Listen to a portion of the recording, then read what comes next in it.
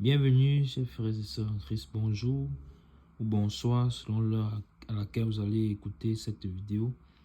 Que la grâce, la paix et la miséricorde de notre Seigneur Jésus-Christ vous soient abondamment multipliées.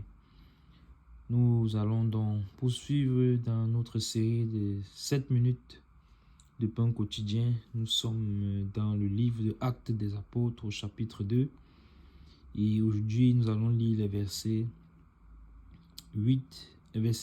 7 à 11. Exceptionnellement, aujourd'hui, nous allons avoir donc 4 versets. 4 versets, je les ai pris ainsi parce que lorsque plus bas, on va citer les différentes nationalités qui étaient venues à Jérusalem.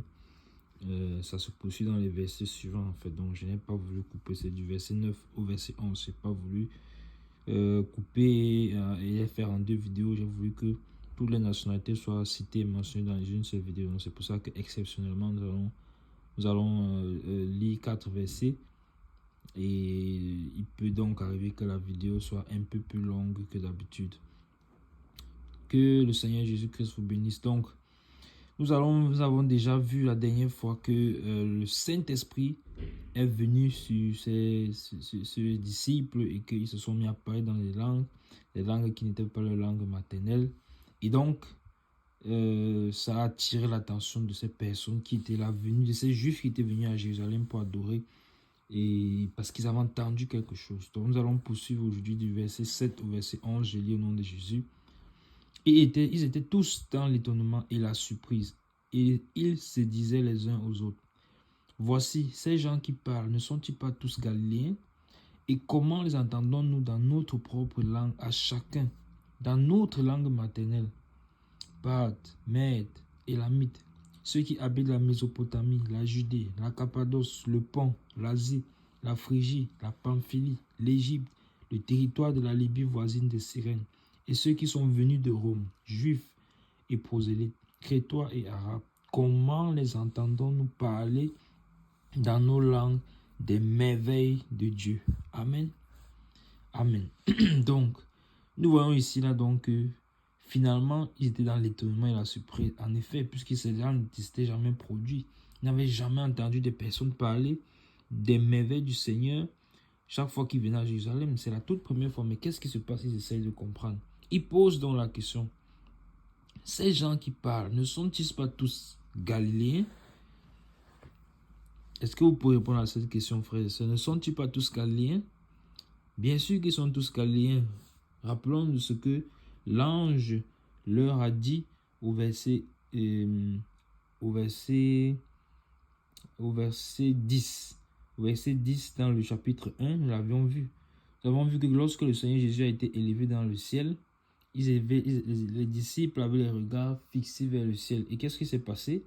Le verset 10 de Actes chapitre 1 nous avait dit: et comme ils avaient les regards fixés vers le ciel pendant qu'ils s'en allaient, voici 2 hommes vêtus de blanc leur apparurent. Et le verset 11 poursuit en disant: et dit, hommes galiléens, pourquoi vous arrêtez-vous à regarder au ciel? Ce Jésus qui a été enlevé au ciel du milieu de vous viendra de la même manière que vous l'avez vu allant au ciel. Amen. Donc vous voyez que ils étaient effectivement galiléens. Et le fait que ces personnes-là les reconnaissent comme étant galiléens, on peut s'imaginer que ce n'était pas la première fois que, enfin, certains d'entre eux les avaient déjà vus. Certains d'entre eux avaient déjà vu ces personnes-là. Ils reconnaissaient certains disciples. Que, mais je connais tel, il est galiléen. Comment est-ce qu'il est en train de parler dans une langue que moi je comprends la langue que moi je comprends, ma langue maternelle? Et ils étaient dans la surprise et l'étonnement. Et donc, la parole de Dieu nous dit: voici ces gens qui parlent. Donc, ils parlaient quoi? Qu'est-ce qu'ils parlaient? Qu'est-ce qu'ils disaient en fait? Puisque ce sont des personnes, toute personne parle, mais qu'est-ce qu'ils disaient de particulier qui les attirait? Qu'est-ce qu'ils disaient de particulier qui les a fait venir vers eux pour mieux prêter l'oreille à ce qu'ils étaient en train de dire? En fait, le verset 11 nous a dit cela plus bas. Ils faisaient quoi? Nous, comment les entendons-nous parler dans nos langues des merveilles de Dieu? Amen. Parler dans nos langues des merveilles de Dieu. Donc le Saint-Esprit est venu sur eux et ils se sont mis à proclamer les merveilles de Dieu. Donc vous voyez que voilà l'œuvre du Saint-Esprit. Voilà comment le Saint-Esprit agit. Voilà comment le Saint-Esprit se manifeste. Les merveilles de Dieu. Et cela a été un puissant témoignage pour ces personnes. Un puissant témoignage pour ces personnes. Et chacun entendait dans sa propre langue. Je suis au verset 8. Et comment les entendons-nous dans notre propre langue? À chacun dans notre langue maternelle. Vous voyez ce que le Saint-Esprit est capable de faire. Et nous avions lu dans la vidéo précédente, nous avons lu le verset de Marc qui disait que voici les miracles qui accompagneront ceux qui ont cru à mon nom. À mon nom, ils chasseront les démons et parleront de nouvelles langues. Vous voyez, voici ces nouvelles langues-là. Et la parole de Dieu va donc commencer à citer.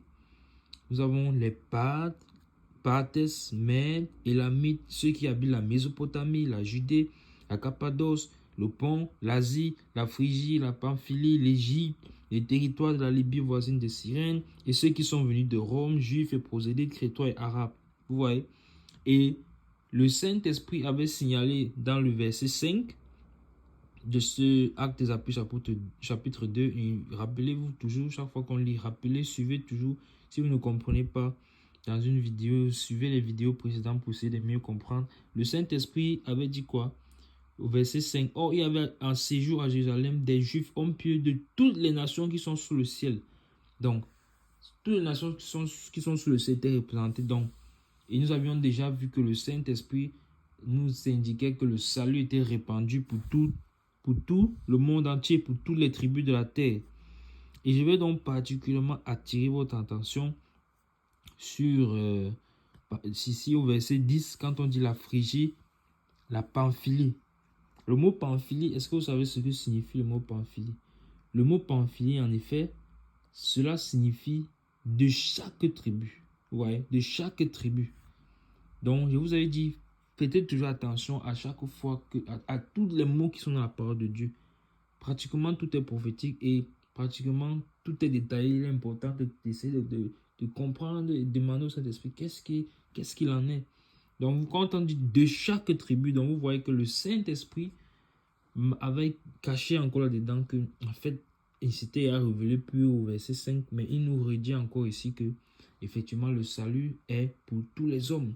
Donc, pour chaque, le Pamphylie signifie chaque tribu, de chaque tribu. Donc, il y avait des personnes de chaque tribu, spirituellement parlant.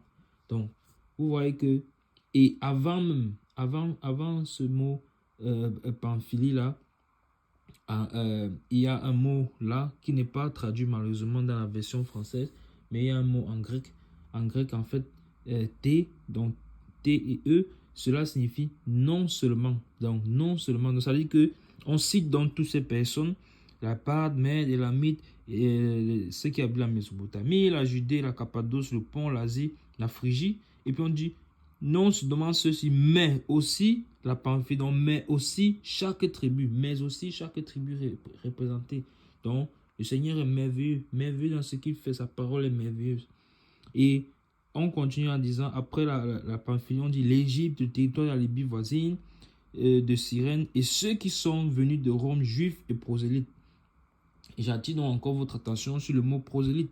Est-ce que vous savez ce que c'est qu'un prosélyte? Ce que c'est qu'un prosélyte. Un prosélyte, en fait, c'est un étranger. Prosélyte signifie étranger, signifie celui qui est venu s'ajouter. Vous voyez? Est-ce que la parole de Dieu n'est pas merveilleuse? Celui qui est venu s'ajouter. Donc, nous qui étions étrangers, nous qui n'étions pas juifs, le Seigneur nous a donné de nous ajouter. Le Seigneur nous a donné, malgré que nous étions étrangers, d'être participants à la nature divine. Donc, merveilleux Saint-Esprit, merveilleux Seigneur, ce que tu fais. Donc, nous sommes rendus participants. Nous sommes devenus héritiers d'Abraham. Nous avons héritiers de Christ, nous avons héritiers de Christ. Nous avons été greffés. Vous voyez, nous avons été greffés. Vous voyez bien, vous vous rappelez de cette expression que l'apôtre Paul utilise souvent. Nous avons été greffés. Donc, gloire soit rendue à Dieu pour ce qu'il a fait. Gloire soit rendue à Dieu pour ce merveilleux témoignage qu'il a fait accomplir dans la vie, au travers de la vie des disciples, lui-même accompli au travers de la vie des disciples. Nous aussi, que nos vies soient des témoignages. Nous aussi, rendons grâce à Dieu parce qu'il nous a donné d'être participants à la nature divine, parce qu'il a fait de nous des héritiers de la promesse. Donc, Gloire soit rendue au Seigneur Jésus-Christ. Nous allons nous arrêter là pour aujourd'hui, sinon la vidéo sera trop longue. Que le nom du Seigneur Jésus-Christ soit glorifié et que chacun d'entre nous soit béni. C'était tout pour cette vidéo de 7 minutes quotidiennes. Soyez bénis. Shalom.